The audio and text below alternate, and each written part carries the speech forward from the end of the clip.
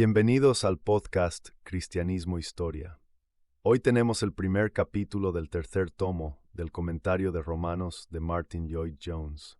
Te agradecemos el apoyo que estás dando a este canal. Si algún episodio te resulta interesante, un like puede ayudar a otros a dar con él. Por lo que si te has embarcado en escuchar el comentario al completo, dejar un like en aquellos capítulos que son especialmente relevantes pueden ayudar a otras personas que quizás vayan con la idea de escuchar algún capítulo en especial. No cabe duda que tu feedback será útil. Sin más, te dejamos con el capítulo de hoy. Deseamos que sea para tu gozo. Capítulo 1. Poner los cimientos. Ahora bien, sabemos que todo lo que la Quijada dice, lo dice a los que están bajo la ley, para que toda boca sea tapada y todo el mundo sea culpable ante Dios. Por lo tanto, por las obras de la ley, ninguna persona será justificada ante él, porque por la ley es el conocimiento del pecado. Romanos 3, 19, 20. Ningún libro o sección de las Escrituras ha desempeñado un papel más importante en la historia de la Iglesia y de algunos de sus líderes más notables que la Epístola a los Romanos de Pablo. Fue a través de la lectura de algunos versos al final de su capítulo 13 que el gran San Agustín se convirtió. Su majestuosa figura domina la historia de la Iglesia a partir del siglo X. Gracias a la iluminación del significado real del 17º verso del primer capítulo, con su enseñanza sobre la justificación solo por la fe, Martín Lutero fue liberado de su esclavitud y se convirtió en el líder de la Reforma protestante. Misma doctrina, tal y como la expuso Lutero, condujo a la conversión de John Bunyan, el inmortal calderero de Bedford, y así nos dio progreso del peregrino y la gracia sobreabunda. Del mismo modo, mientras escuchaba a un hombre que leía el prefacio del comentario de Lutero sobre esta epístola, el corazón de Juan Wesley se sintió extrañamente calentado la noche del 24 de mayo de 1738. Lo mismo ha sido el testimonio de otros innumerables cristianos menos conocidos. Seguramente no hacen falta más razones para estudiar con detenimiento el contenido de esta ep. ¿Cuál es el tema de Epístola a los Romanos? El apóstol lo deja bien claro en los versículos 16 y 17 del primer capítulo. Es la buena noticia del camino de salvación de Dios en el Señor Jesucristo. Ese es, por supuesto, el gran tema de toda la Biblia, pero en ningún lugar se expone con mayor claridad y se argumenta de manera más magistral que en esta epístola. Aquí tenemos el tratamiento más extenso que se encuentra en toda la gama de las Escrituras de la doctrina crucial y vital de la justificación por la fe. Ese es el tema que encontraremos que el apóstol desarrolla en detalle en la sección que va desde el capítulo 3, versículo 19, hasta el capítulo J, versículo 11. ¿Cuál es la enseñanza? ¿Qué significa la justificación por la fe? A medida que avancemos en nuestra exposición detallada, la respuesta será cada vez más clara, pero debemos comenzar con una breve definición. Esta es la doctrina que nos dice que Dios ha ideado un camino por el cual los hombres y las mujeres pueden ser salvados y reconciliados con Él. Todo es obra suya. Nos dice que Dios, sobre la base de lo que ha hecho en su Hijo, nuestro bendito Señor y Salvador, perdona gratuitamente y absuelve de todos sus pecados a todos los que creen en el Evangelio. Pero no se limita a eso, sino que además son revestidos de la justicia de Jesucristo y declarados justos y ecuánimes a los ojos de Dios. No se trata solo de un aspecto negativo, sino también de uno positivo. Estamos revestidos de la justicia de Cristo, que se nos imputa, y así somos aceptados a los ojos de Dios. Como dice el versículo 19 de Romanos, somos constituidos como personas justas en presencia de este Dios santo y justo.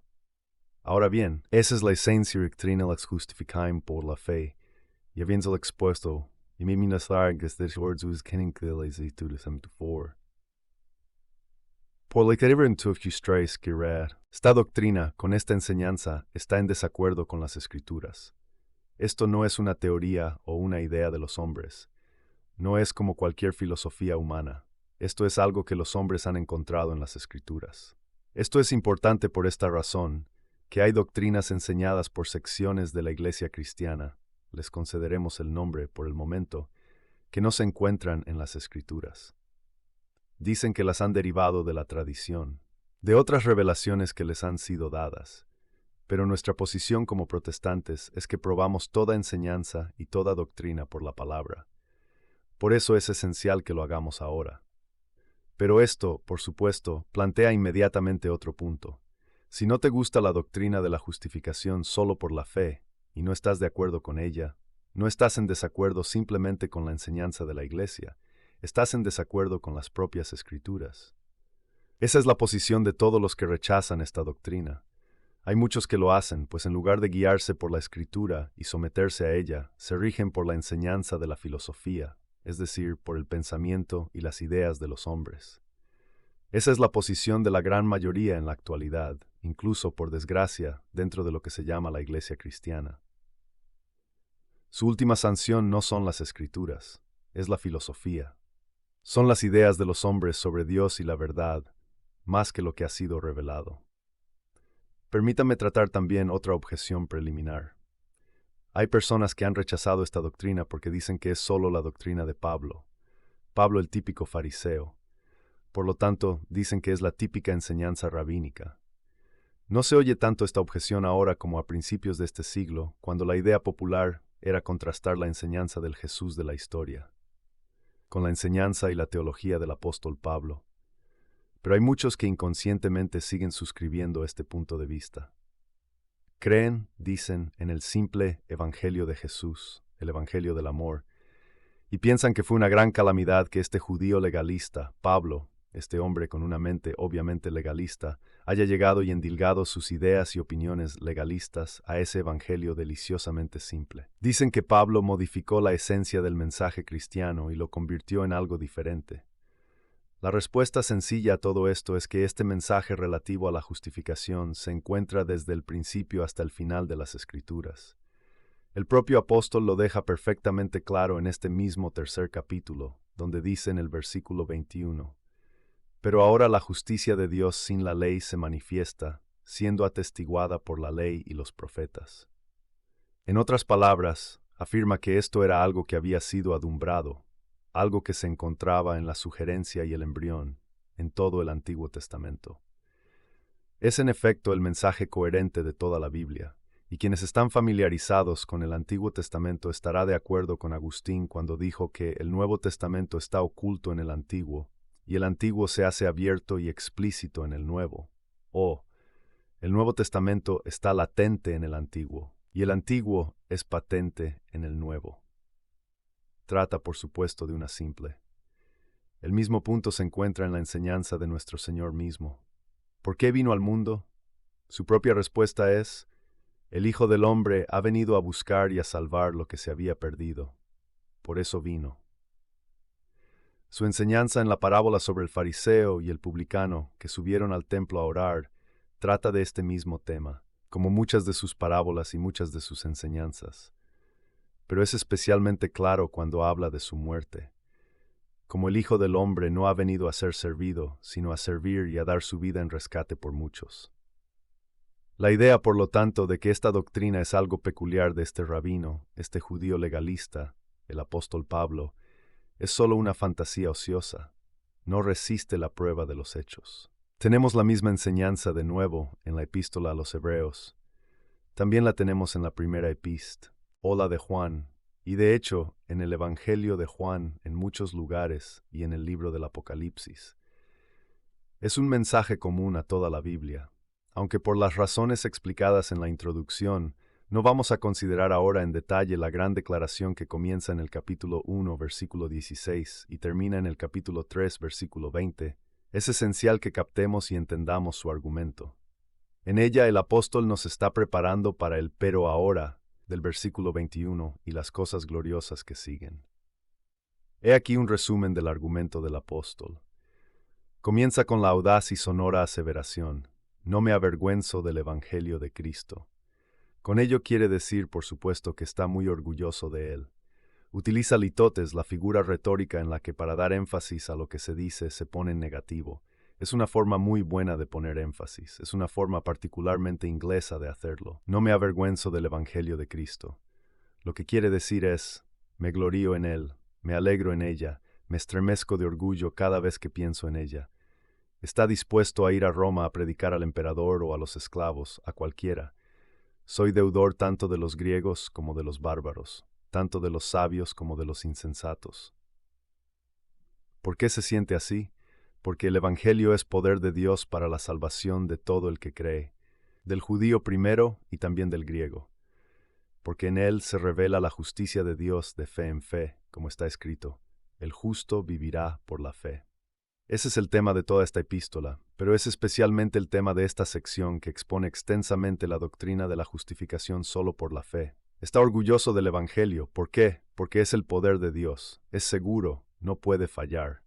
No es del hombre, es de Dios. Siempre me interesa la técnica del apóstol. Me fascina su método de aproximación. La construcción de sus epístolas es siempre fascinante. Nunca leo estas epístolas sin pensar en una composición musical, por ejemplo, una gran sinfonía. Por lo general hay una introducción, una obertura en la que los leitmotivs se lanzan como sugerencia. Luego, el compositor los retoma uno por uno, trabaja el primero, luego toma el siguiente y lo trabaja, y así sucesivamente. Y después de haberlos trabajado todos, los reúne en una conclusión y clímax todopoderosos. Eso es lo que hace aquí. En estos dos versos lanza esta pista al decirnos por qué está tan orgulloso del Evangelio y por qué está tan dispuesto a predicar en Roma. Es porque el Evangelio es el poder de Dios. No es un filósofo que esté ansioso por llegar a Roma para presentar otra teoría u otro proyecto de utopía. Su mensaje no proviene del hombre, sino de Dios, y es para todos y amplio, a todo el que cree, al judío primero y también al griego. Pero además es porque este, y solo este, es el camino de la salvación, y es un camino cierto y seguro de salvación. Pero eso lleva a Pablo a plantearse de inmediato esta cuestión. ¿Por qué es necesaria tal cosa? Esa es la pregunta que hay que hacer, y la respuesta la da en el versículo 18. Porque la ira de Dios se revela desde el cielo contra toda impiedad e iniquidad, justicia de los hombres, que retienen la verdad en la injusticia. Ahí tenemos el tema que va a desarrollar desde ese punto hasta el 20º versículo del 3er capítulo. Hay un doble problema en relación con la salvación de los hombres, dice, y es porque este Evangelio, y solo él, es la respuesta al doble problema, que está tan orgulloso de él y tan emocionado por él. La primera parte es la ira de Dios contra toda impiedad e injusticia de los hombres, la actual condición impía. Quiero enfatizar el orden en que el apóstol pone estas dos cosas, porque no solo no se observa este orden hoy en día, sino que se está violando, y eso deliberadamente. Noten que el apóstol pone primero la impiedad, y que en su pensamiento la injusticia solo sigue a la impiedad. Para él es lo más importante. Esto es particularmente importante hoy en día, ya que el enfoque moderno en la Iglesia, y obviamente en el POF, es decir, que el verdadero problema es el de la injusticia, y solo eso. La impiedad no se menciona.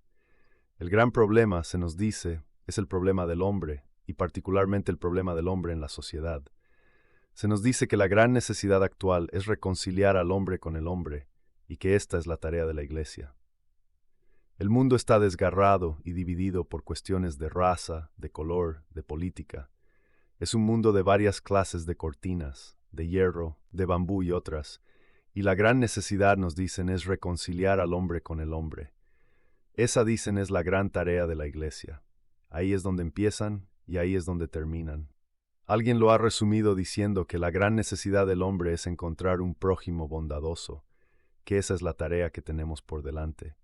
Y además de esto, y con ese fin, se nos dice que lo que necesitamos es ser curados de nuestros males y debilidades. El pecado se considera una enfermedad, una dolencia, de la que hay que curarse. Pero todo el tiempo se nota es en términos del hombre y la relación del hombre con el hombre. No menciona lo que el apóstol pone en primer lugar, la impiedad, el hombre en su relación con Dios. Esa es la esencia de esta actitud moderna. Hace un año o dos me encontré con un ejemplo notable de ello. Se estaba celebrando una conferencia religiosa en la ciudad de Glasgow, en Escocia. Y como suelen hacer, por alguna razón extraordinaria, cuando tienen una conferencia religiosa, invitaron al Lord Provost del Ket a asistir a la reunión inaugural. Siempre hay que contar con la presencia de estos dignatarios cívicos, sean o no cristianos. Así que a este hombre, el Lord Provost de Glasgow, se le pidió que se dirigiera a la conferencia y al hacerlo hizo una declaración típica. Dijo, «Todos ustedes son teólogos muy eruditos, yo no lo soy. Soy un hombre sencillo, soy un hombre de negocios y no entiendo su teología y todas esas cosas. Hecho, No me interesa su teología, y creo que ustedes pierden mucho tiempo con la teología.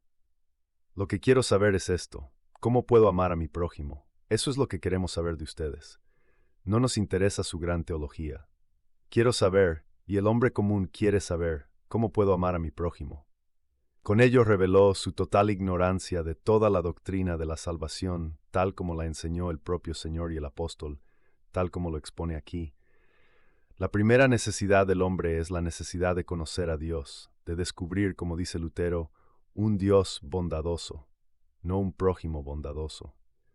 Esta es la principal necesidad del hombre. La impiedad viene antes que la injusticia, porque la injusticia no es más que una consecuencia de la impiedad. El no darse cuenta de esto es toda la tragedia del mundo moderno. El mundo está medicando los síntomas y olvidando la enfermedad. Se ocupa de las manifestaciones particulares del problema en lugar de tratar la raíz radical del mismo. Por eso el mundo pierde tanto tiempo y tanta energía. Con todas sus actividades políticas, sociales y educativas, no se enfrenta al verdadero problema esencial.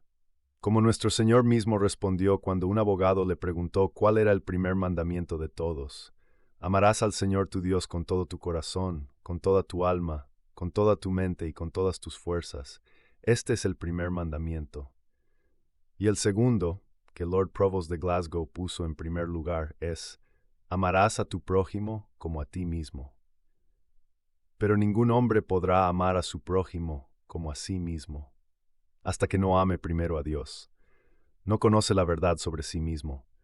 No se puede amar al prójimo como a uno mismo si no se conoce la verdad sobre uno mismo. Por lo tanto, el descuido total por parte del mundo del hecho de la impiedad resulta en una falacia total y absoluta. Debemos empezar por donde empieza el apóstol. ¿Cuál es el primer gran problema? Es el problema de la ira de Dios. Este es el punto de partida.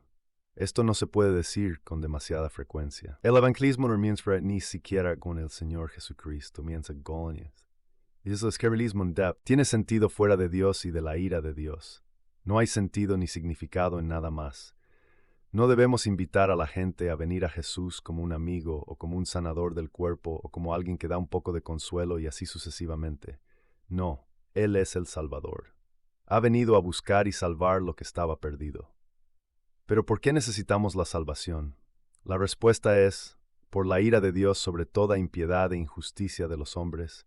Y el apóstol nos dice que ya ha sido revelada, luz de ese hecho revelado que se regocija en este evangelio que ha llegado a creer y que ahora tiene el privilegio de declarar. Pero esta es una doctrina que es totalmente aborrecible para el hombre moderno.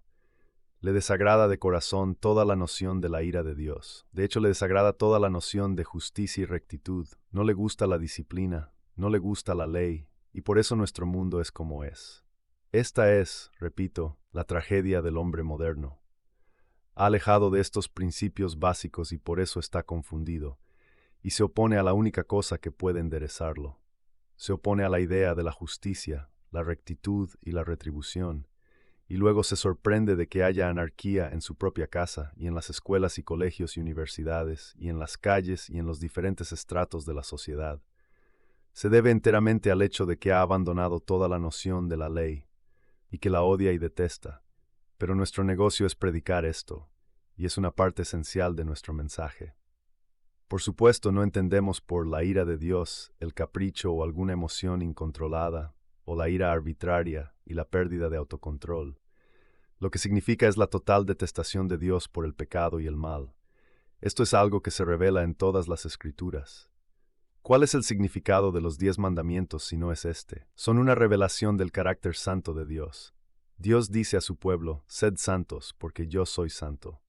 La razón para ser santos no es que el pecado nos haga daño, o que el pecado sea malo en sí mismo, es porque es ofensivo para Dios, y una ofensa contra Dios, y porque Él lo odia.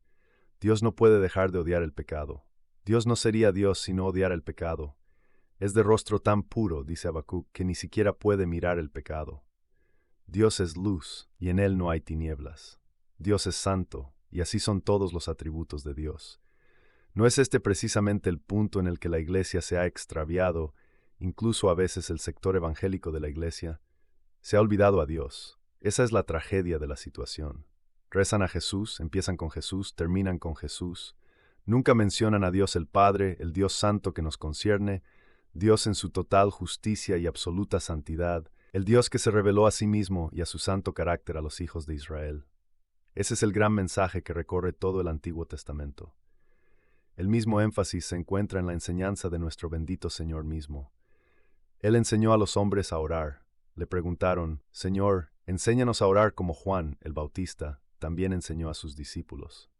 Muy bien, dijo, yo os enseñaré a orar.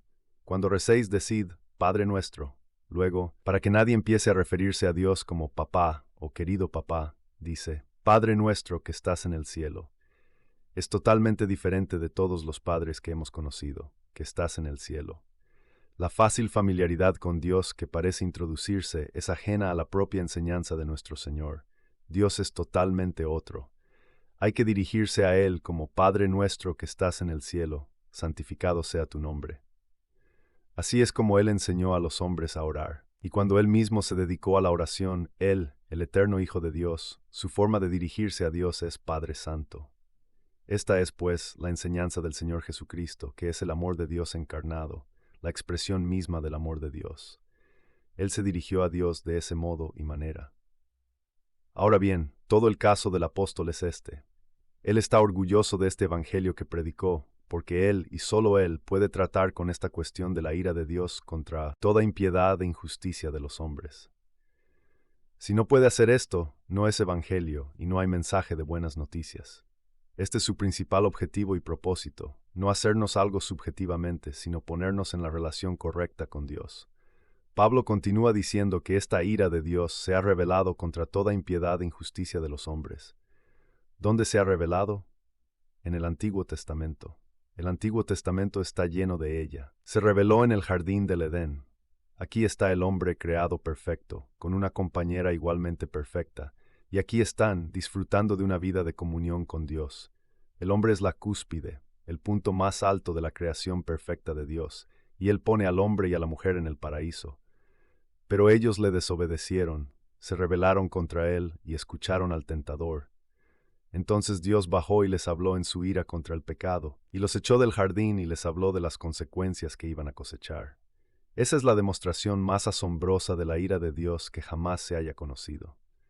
Comienza allí y desde allí continúa. Lee el Antiguo Testamento. Mira a esos hombres que parecen ser favoritos, por así decirlo, de Dios, y observa cómo, cuando pecaron, Dios los castigó. Mira a un hombre como Moisés. ¿Qué hombre tan maravilloso hizo Dios de Moisés? Sin embargo, debido a la desobediencia de Moisés, nunca se le permitió entrar en la tierra prometida. Esa es una manifestación de la ira de Dios.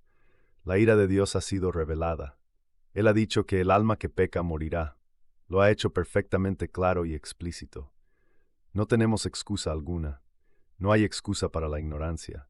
Dios ha dicho que si el hombre peca debe cargar con las consecuencias y debe ser castigado. Debemos aclarar esto, y especialmente en la actualidad, porque un erudito como el profesor C.H. Dodd en su comentario a la epístola a los romanos lo niega por completo. Él no cree en la ira de Dios contra el pecado. Enseña que lo que realmente significa es que el pecado siempre trae su propio castigo. Si pones tu dedo en el fuego, tendrás dolor, te quemarás. Él no cree que Dios, además de las consecuencias inmediatas, imponga un castigo en una ira venidera. Pero Dios dice que lo va a hacer, y en algunos casos ya lo ha hecho. Esa es la ira de Dios, y se ha manifestado. Pero entonces el apóstol en esta sección de su epístola nos da una declaración particular de la forma en que la ira de Dios se ha revelado. Comienza en el versículo 24 del primer capítulo. Por lo cual también Dios los entregó a la inmundicia por las concupiscencias de sus propios corazones, para que deshonraran sus propios cuerpos entre sí, que cambiaron la verdad de Dios por la mentira, y adoraron y sirvieron a la criatura más que al Creador, el cual es bendito por los siglos. Amén.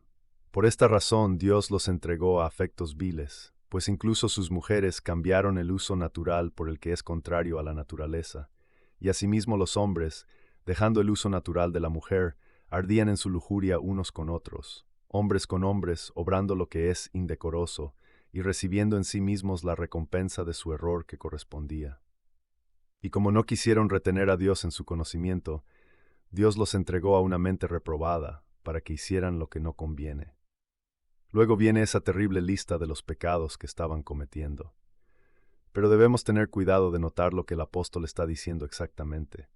Eso dice, es una manifestación, una revelación de la ira de Dios contra toda impiedad e injusticia de los hombres. ¿Es solo historia antigua? No, también es historia moderna. Aquí está la única explicación de su mundo moderno. ¿Se han dado cuenta de ello? La gente nos pregunta a menudo como cristianos, ¿cómo se explica el siglo XX con sus dos terribles guerras mundiales? ¿Qué hay de toda la inmoralidad, el vicio y la amoralidad que tanto proliferan hoy en día? ¿Y las perversiones sexuales y los horrores que se cometen? Explicación de este siglo XX de la vida actual es que no es más que otro caso rostréis entrar a humanidad a una ente reprobada. Así es como actúa Dios, y el apóstol dice que ha estado ocurriendo en la historia, ha ocurrido antes de su tiempo. Si se observa la historia con detenimiento, dice, se encuentra esto. Cuando la gente se niega a escuchar a Dios y rechaza sus leyes y dice que puede manejar la vida sin Él, Dios primero los apela. Dios les envía sus mensajeros para tratar de refrenarlos. Pero si persisten en sus malos caminos y en su rebelión, llega un momento, dice el apóstol, en que los deja ir, los entrega, por así decirlo, a sí mismos. Muy bien, dice en efecto, si pensáis y decís que podéis vivir sin mí, hacedlo y ved lo que haréis. Esto es lo que ocurre hoy en día. La explicación de la condición moral del mundo es simplemente esta. Durante 100 años y más, la humanidad, en su astucia y sofisticación, ha dado la espalda a Dios, ha sido culpable de impiedad. Incluso aquellos que dicen creer en Dios no creen en el Dios de las Escrituras que se ha revelado. Han construido un Dios propio que se ajusta a sus propias ideas. Ellos son los principales culpables de la impiedad, y la injusticia ha seguido. Dios los ha abandonado a ella. Es la única explicación del estado del mundo actual. Es una manifestación de la ira de Dios. Él ha quitado sus restricciones. La enseñanza bíblica es que cuando el hombre cayó en el pecado, Dios le puso ciertos límites, lo restringió. Si Dios no hubiera refrenado el pecado por medio de los gobiernos y otras instituciones, el mundo se habría consumido hace mucho tiempo. Pero Dios ha puesto sus límites al pecado, lo mantiene dentro de los límites. Pero, periódicamente, dice Pablo, para manifestar su ira contra todo ello, su odio y detestación de todo ello, retira sus restricciones, y el hombre es abandonado a sus propios recursos. Entonces tenemos al hombre sin Dios, y vemos el resultado. Esta es la manera en que el apóstol introduce esta doctrina de la justificación solo por la fe. Dios entrega al hombre a esta mente reprobada para que se golpee la cabeza contra la pared, por así decirlo, y se aplaste a sí mismo y se dé cuenta de su locura, y así sea humillado. Este es el gran argumento del apóstol. Esto es lo que podemos llamar la condición del hombre. Ya he enfatizado, y lo hago de nuevo, el orden de estas dos cosas, la impiedad, viene antes que la injusticia. Nunca olvidemos esto. Como dice el Catecismo Menor en su primera pregunta y respuesta, ¿cuál es el fin principal del hombre? El fin principal del hombre es glorificar a Dios y gozar de Él para siempre. El hombre entonces ha dado la espalda a Dios. Como dice el apóstol aquí, prefiere la criatura al Creador. Antepone el hombre a Dios. Eso es lo que los hombres están haciendo ahora. Están adorando la ciencia y la tecnología, la creación del hombre, la criatura, más que al Creador, que es bendito por siempre. Así han sido entregados a una mente reprobada. Estos no son más que síntomas de esa enfermedad original que aún continúa. Pablo lo explica en detalle. Nos habla de los gentiles y de su fracaso, y de las profundidades deplorables a las que se habían hundido. Y la condena final de estos gentiles se hace evidente. Ciertamente, no todos eran culpables de todos esos pecados. Había hombres buenos entre ellos. Algunos filósofos griegos trataban de mejorar las cosas, de elevar a la humanidad con sus enseñanzas. Así que alguien puede decir, seguramente la ira de Dios no está en contra de eso. La respuesta es que la ira de Dios está en contra, a menos que su objetivo sea devolver al hombre a la posición de sumisión y obediencia a Dios. En otras palabras, como dice Pablo en el 4º versículo del 2º capítulo, así que no importa cuán moral sea un hombre, o cuán idealista sea, o cuán filántropo sea, si no se ha arrepentido en el sentido de volverse a Dios y reconocer su rebelión y su pecado y su locura, todo es inútil, no cuenta en absoluto. Está abusando de la bondad y de la amabilidad de Dios, convirtiéndola en su propio fin, en lugar de permitir que le lleve a ver la bondad de Dios. No debemos quedarnos con estos argumentos detallados. Pero ya en el primer capítulo, el apóstol ha dicho que las mismas marcas de Dios en la naturaleza deberían haber llevado al hombre de vuelta a Dios. Dios ha dejado allí sus marcas, su huella. Las cosas invisibles de Él, desde la creación del mundo, se ven claramente, siendo entendidas por las cosas hechas, su eterno poder y su divinidad, de modo que no tienen excusa. Así que todo lo que el hombre pueda descubrir, por mucho que avance, por mucho que introduzca mejoras sociales y mitigue injusticias y agravios, todo carece de valor a los ojos de Dios, a menos que hombre al arrepentimiento y al reconocimiento de su locura al alejarse de Dios. Después de haber tratado así a los gentiles, Pablo pasa a los judíos. Este es el tema principal del segundo capítulo, porque después de todo el judío estaba en una posición especial. El judío lo sabía. Su tragedia era que confiaba en ello. El judío sentía que todo estaba bien para él porque tenía la ley en esta forma externa explícita, tal como fue dada por Dios a Moisés, a través de la disposición de los ángeles. Además tenía la señal de la circuncisión. Todo el problema de los judíos era que pensaban que estas cosas los ponían en regla con Dios. Así que el apóstol tiene que retomar esto y mostrarles que la mera posesión de la ley no los pone en regla en absoluto. Pero esa era toda la tragedia de los judíos. Pensaban que porque se habían circuncidado, eran necesariamente hijos de Dios, y no tenían nada de qué preocuparse. Pablo les muestra en el capítulo 5, versículo 25, la locura de esa posición. Porque la circuncisión ciertamente aprovecha si guardas la ley, pero si eres transgresor de la ley, tu circuncisión es hecha incircuncisión. Por tanto, si el incircunciso guarda la justicia de la ley, ¿no se le contará su incircuncisión como circuncisión? En otras palabras, la circuncisión no es lo principal. Lo principal es guardar la ley. Y la incircuncisión, que es por naturaleza si cumple la ley, ¿no te juzgará a ti que por la letra y la circuncisión transgredes la ley? Y luego, explícitamente, porque no es judío el que lo es por fuera, ni tampoco la circuncisión que es por fuera en la carne. Esta es una de las ideas principales de Pablo. Continúa, pero es judío el que lo es por dentro, y la circuncisión es la del corazón en el espíritu, y no en la letra, cuya alabanza no es de los hombres, sino de Dios. De este modo, Pablo ha echado por tierra todo el caso del judío que confiaba en su circuncisión. Al mismo tiempo, ha demolido la posición de todos los que piensan que, por haber nacido en Gran Bretaña o en América, son cristianos, mientras que si hubieran nacido en países como Japón o la India, serían paganos. Todo eso se echa por tierra en cuanto al argumento de la circuncisión. El caso del hombre que dice, mis padres eran cristianos, por lo tanto soy cristiano. Todo este tipo de confianza en la nacionalidad o en alguna asociación humana queda totalmente excluida por este argumento sobre la circuncisión. Pero ¿qué pasa con la ley? También se ocupa de esto. La declaración crucial se encuentra en el versículo 13 del segundo capítulo, porque no son justos ante Dios los que oyen la ley, sino los que la cumplen. Pablo vuelve a hablar de esto en el capítulo 10, versículo 5. Dice, porque Moisés describe la justicia que es de la ley, así, que el hombre que hace estas cosas vivirá por ellas. Eso significa que cuando la ley fue dada a través de Moisés, Dios dijo, si puedes guardar esto, te salvará. El hombre que haga estas cosas vivirá por ellas. Así que no es una cuestión de poseer la ley, o de escuchar la ley, o de estar familiarizado con la ley. El judío se escondía detrás de esa fachada.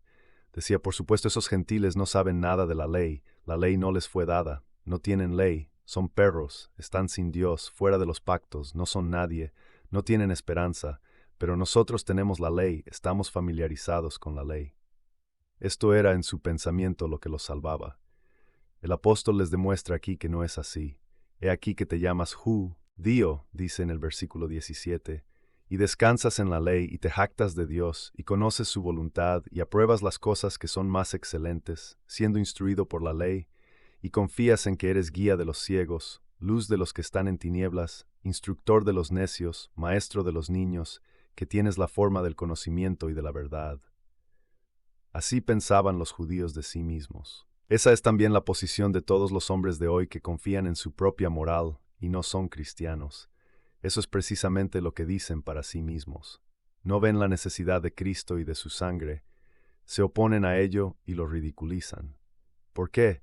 Porque dicen que hacemos todo el bien que podemos y tratamos de que los demás hagan lo mismo. Estas son buenas personas, son personas nobles, son maestros de los demás. Pero escuchen las preguntas del apóstol. Pues, ¿qué enseñas a otro, no te enseñas a ti mismo? ¿Tú que predicas a un hombre que no debes robar, robas? ¿Tú que dices que un hombre no debe cometer adulterio, cometes adulterio? ¿Tú que aborreces los ídolos, cometes sacrilegio? ¿Tú, que te jactas de la ley, deshonras a Dios al violar la ley? Porque el nombre de Dios es blasfemado entre los gentiles por medio de ti, como está escrito, y así sucesivamente. ¿Qué significa todo esto? Permítame resumirlo de esta manera. ¿Cuál era el problema de los judíos, y particularmente de sus líderes religiosos, los fariseos? Pensaban, como el propio apóstol pensaba antes de su conversión, que eran expertos en la ley, y sin embargo, su verdadero problema era que ignoraban la ley. ¿En qué aspectos? He aquí algunos de ellos. Pensaban que la mera posesión de la ley los salvaba, pero no es así. Puedes conocer la ley de tu estado o distrito, pero si la infringes, el hecho de conocerla no te ayudará en el tribunal. Ellos confiaban en su posesión de la ley y en su conocimiento de la misma. No se dieron cuenta de que la ley tiene que ser llevada a cabo y puesta en práctica. En segundo lugar, tenían la impresión de que mientras guardaran la mayoría de las leyes, la parte principal de la ley, todo estaba bien para ellos. Santiago les da la razón en este punto con las palabras: cualquiera que guarde toda la ley y ofenda en un punto, es culpable de todo. No sirve de nada decir que has guardado el 99% de la misma. Si has fallado en un solo punto, has roto toda la ley, y eres un transgresor de la misma. Ellos no eran conscientes de ello, pero lo más grave es que solo eran expertos y correctos en cuanto a la letra de la ley, no en cuanto al espíritu. Este, por supuesto, es el punto que nuestro Señor pone de manifiesto tan claramente en el Sermón de la Montaña. El orgulloso fariseo se levantaría y diría: nunca he sido culpable de asesinato. Espera un momento, dice nuestro Señor, y esta es la verdadera exposición de aquellas preguntas formuladas por Pablo en Romanos 2. Tú dices que nunca has cometido un asesinato, pero yo te digo que cualquiera que se enoje con su hermano sin causa estará en peligro del juicio. Y cualquiera que diga a su hermano raca en peligro del consejo, pero cualquiera que diga necio estará en peligro del fuego del infierno. Si llamas tonto a tu hermano, lo has asesinado en tu corazón, eres culpable de asesinato a los ojos de la ley. Lo mismo dice con respecto al adulterio. Muchas de estas personas afirmaban que eran inocentes de estos cargos en particular. Pero nuestro Señor vuelve a poner el mismo reflector sobre esto y dice: habéis oído que fue dicho por los antiguos, no cometerás adulterio. El fariseo dijo: nunca he cometido adulterio, porque solo pensaba en la letra y en el acto externo. Pero yo os digo, dice nuestro Señor, que cualquiera que mira a una mujer para codiciarla ya ha cometido adulterio en su corazón. Sí, dice Pablo, tú que enseñas a otro, no te enseñas a ti mismo. Tú que dices que un hombre no debe cometer adulterio, ¿cometes adulterio? Es la diferencia entre el otro y el espíritu. Y si utarlo pensa en ispor, eres culpable de adulterio a los ojos de Dios. El fariseo no se había dado cuenta de esto. Este era todo el problema con los judíos, tal como lo muestra Pablo aquí. Luego, otro punto muy importante que saca a relucir más adelante es el terrible asunto de la codicia. Esto se trata ampliamente, como veremos en el capítulo 7. ¿Cuál era el problema? Ni Pablo ni los fariseos habían comprendido el significado de la codicia. No había conocido la lujuria si la ley no hubiera dicho: no codiciarás. La tragedia del judío era que pensaba que mientras no hubiera cometido el acto, era inocente. Pero como el Señor había mostrado, y como Pablo había llegado a ver, en este reino codiciar es tan reprensible como cometer, y un deseo es tan condenable como un hecho. El judío nunca había comprendido el verdadero significado de la ley, y por eso pensaba que estaba justificado ante Dios porque era poseedor de la ley. Luego, al principio del capítulo 3, Pablo se imagina a alguien diciendo: ¿nos estás diciendo entonces que no hay ninguna ventaja en ser judío y que no hay ningún beneficio en la circuncisión? Oh no, dice Pablo, no estoy diciendo nada de eso. En todo caso, porque a ellos, los judíos, les fueron confiados los oráculos de Dios. El judío ha sido colocado en una posición especial, y debería haber sacado provecho de ese hecho. Él, en cambio, a los gentiles, había recibido esta declaración explícita de la ley. Ya ha dicho en el versículo 14 del 2 capítulo, porque cuando los gentiles que no tienen la ley hacen por naturaleza las cosas contenidas en la ley, estos, no teniendo la ley, son una ley para sí mismos, los cuales muestran la obra de la ley escrita en sus corazones, dando también testimonio su conciencia, y entre tanto sus pensamientos se acusan o se excusan unos a otros. Los gentiles no habían recibido la declaración explícita de la ley, pero estaba en sus corazones como hombres. En otras palabras, la posición es esta: toda la humanidad conoce la ley de Dios, está en el corazón de toda la raza humana. La ventaja que tenían los judíos es que Dios se la había dado externamente, además de esto, explícitamente, se la había dado en esta forma escrita. Esa era una gran ventaja. Pero, ¿les había ayudado esta ventaja? El resto del 3 capítulo hasta el versículo 20 es para demostrar que debido a su depravación innata, no les ha ayudado en absoluto. Así llegamos a la tremenda conclusión y resumen en los versículos 19 y 20 de este 3 capítulo, y a la introducción esencial de la doctrina de la justificación por la fe. En este contexto, estos son incomparablemente los versículos más importantes de todos. Ahora bien, sabemos que todo lo que la ley dice, lo dice a los que están bajo la ley, para que toda boca sea tapada y todo el mundo sea culpable ante Dios. Por tanto, por las obras de la ley, ninguna persona será justificada ante Él, porque por la ley es el conocimiento del pecado. ¿Qué significa esto? Es el gran resumen de todo el argumento. Pablo está concluyendo lo que empezó a decir en el capítulo 1:16. Está orgulloso del Evangelio. ¿Por qué? Porque es poder de Dios para salvación a todo aquel que cree, al judío primero y también al griego. Empezó diciendo que lo incluía todo y termina en el mismo punto: el mundo entero. Ha estado mostrando que todo el mundo está bajo esta ley de Dios. Solo hay esa diferencia entre el gentil y el judío, que solo estaba en el corazón del primero, pero que había sido declarada explícitamente al segundo. En muchos aspectos esta es una gran e importante diferencia, pero no hace ninguna diferencia en absoluto. Los judíos pensaban que lo entendían todo y se jactaban de su conocimiento. Pero Pablo les señala ahora que cuando te das cuenta de lo que la ley te está diciendo de verdad, el resultado es que se tapará toda boca. Te quedas sin palabras. No eres un cristiano a menos que te hayas quedado sin palabras. ¿Cómo sabes si eres cristiano o no? Es que dejas de hablar. Del no cristiano es que sigue hablando. Dice: no veo esto, no veo aquello. Después y todo estoy haciendo esto y aquello. Sigue hablando. ¿Cómo saber si un hombre es cristiano? La respuesta es que su boca está cerrada. Me gusta esta franqueza del Evangelio. La gente necesita que se le cierre la boca, que se le pare. Siempre están hablando de Dios y criticando a Dios y pontificando sobre lo que Dios debería o no debería hacer y preguntando ¿por qué Dios permite esto y aquello? No empiezas a ser cristiano hasta que tu boca se cierra, se detiene, y te quedas sin palabras y no tienes nada que decir. Usted pone sus argumentos y produce toda su justicia. Entonces la ley habla y todo se marchita a la nada, se convierte en trapos sucios y estiércol, y usted no tiene nada que decir. Eso es lo que hace la ley, para que toda boca se tape y todo el mundo sea culpable ante Dios. Pablo repite esto más adelante. Dice: todos pecaron, sin una sola excepción, y están destituidos de la gloria de Dios. El fariseo que se justifica a sí mismo, el hombre moral moderno que no ve la necesidad de la expiación, da un paso adelante y nos dice lo que ha hecho y lo que no ha hecho. Pero la ley le plantea esta pregunta: ¿has llegado a la gloria de Dios? No lo ha hecho. Nadie lo ha hecho.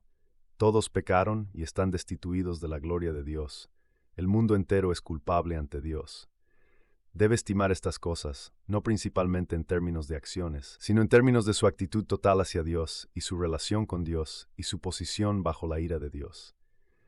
En otras palabras, esta es la conclusión. Todo el problema surge por el error con respecto a la función y el propósito de la ley. ¿Por qué Dios dio esta ley? Me refiero a la ley que está escrita en nuestros corazones y a la ley explícita dada a través de Moisés. La primera respuesta a esta pregunta es que la ley nunca fue dada para salvarnos. Esa era la suposición falaz del judío, como también es el caso de muchos hoy en día. La gente piensa que Dios dio la ley al pueblo y dijo, ahora todo lo que tenéis que hacer es guardar la ley y seréis salvados a mis ojos. La ley no fue dada por esa razón, porque el hombre en pecado no podía guardarla. El apóstol nos dice por qué no podía en el tercer versículo del capítulo 8, porque lo que la ley no pudo hacer, por cuanto era débil por la carne, Dios enviando a su propio Hijo en semejanza de carne de pecado, y por el pecado condenó al pecado en la carne. Ahí está la declaración perfecta de la doctrina. Dios sabía que la ley no podía salvarnos a causa de la debilidad de nuestra carne. Nunca la dio para salvar. Otra falacia muy popular en los círculos evangélicos es que Dios, en primer lugar en este asunto de la salvación, probó la ley, y encontrando que la ley no funcionaba, entonces tuvo una ocurrencia posterior e introdujo toda la noción de la cruz como una idea tardía. ¡Qué concepción tan poco bíblica! Es característica del tipo de enseñanza que divide la Biblia en numerosas secciones o dispensaciones y no ve la unidad esencial de todas sus partes. No, el apóstol nos dice aquí de una vez por todas por qué se dio la ley. Aquí está. Por lo tanto, por las obras de la ley, ninguna persona será justificada ante él, porque por la ley es el conocimiento del pecado. Por eso se dio la ley por medio de Moisés, para darnos el conocimiento del pecado. No para librarnos del pecado, sino para darnos el conocimiento de su terrible carácter. El apóstol vuelve a hablar de esto en muchos lugares. Una de las afirmaciones más claras está en el capítulo 5, versículo 20. Además, la ley entró por el lado, por así decirlo. Esa es la misma frase que utiliza. ¿Por qué entró? Para que la ofensa abundara. La ley no entró para tratar la ofensa, sino para hacerla abundar. Pero agrega, gracias a Dios que donde abundó el pecado abundó mucho más la gracia. O de nuevo lo tiene en el capítulo 7, versículos 7 y siguientes. ¿Qué diremos entonces? ¿Es la ley pecado? Él ha estado diciendo en el verso 5 que el efecto principal de la ley era hacerlo pecar aún más. Cuando estábamos en la carne, las mociones del pecado, que eran por la ley, lo que significa que fueron dinamizadas por la ley, obraron en nuestros miembros para producir fruto hasta la muerte. Pablo dice que estamos en un estado tan terrible que la misma ley que se nos ha dado para advertirnos contra el pecado nos hace pecar aún más. Por eso dice en el versículo 7, ¿es la ley pecado? Dios no lo quiera.